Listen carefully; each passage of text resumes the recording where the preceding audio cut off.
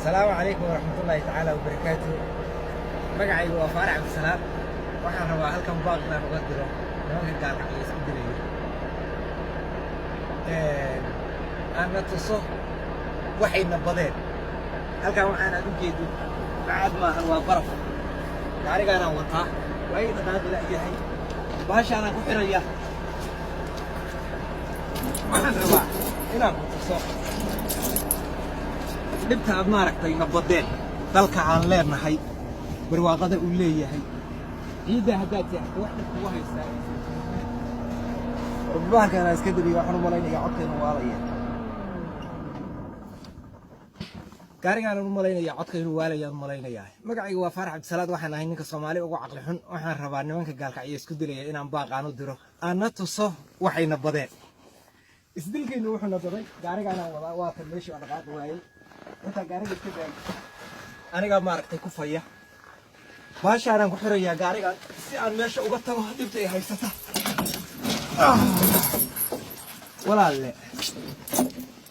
anigu waxaan ogaaday inaan adiga ka aqli xumahay aqli xumadaydu waxay waday inaan bariiskayga la dagaalamo oo gaxalkan meeshaas aan ka shaqeeyo in baday adigana aqli fiicinaadu waxay ku tusay halla waxaan iyo dad rag baad ka dhacaysaa wallahi afcil baad ka bishay isku beelteedii anigu halkaan waxaan la dagaalamayaa luqmatul cayshayga la dagaalamayaa meesha adigu xiliyahaaga iyo dadloonidaada iyo caqligaagu ay ku tuseen rag iska dhacsid qabooba arafkeedii kalan gaari lahay yaa walaalle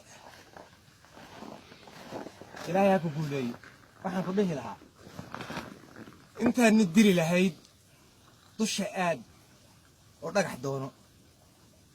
qisa yar baan ku sheegayaa hadda ka hor baa maaragtay qabiilo Soomaaliyeed oo isdilaya baanin waxa la yiri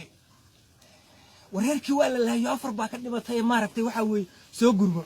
markaas yiri wareerda reerka aynu la dagaalamayno inta qoryaha meesha dhigno maryac dhexeena ilmaa reero nadaaya aan raano qoryahana qaad markaas yiri war waxa naga yeeli maayaan sayr inta qoryaha ka tagaan buu yiri marka qoryaha inta meesha dhigtiin oo aan ka tagno magaalada markay qabsadaan oo guryaha degaan quruxda badan aynu magaalada gaar gacan la yaal ka noqon oo intaan magaaladaas aan ku aasnaan lahaa oo ciid ku hoos jiri lahaa anigu gaari gacan la iyo baalashle iyo maaragtay waxa weeye xamaali iyo anigoo ka baan ka doorbidaya walaal waxa dilina waxa dawe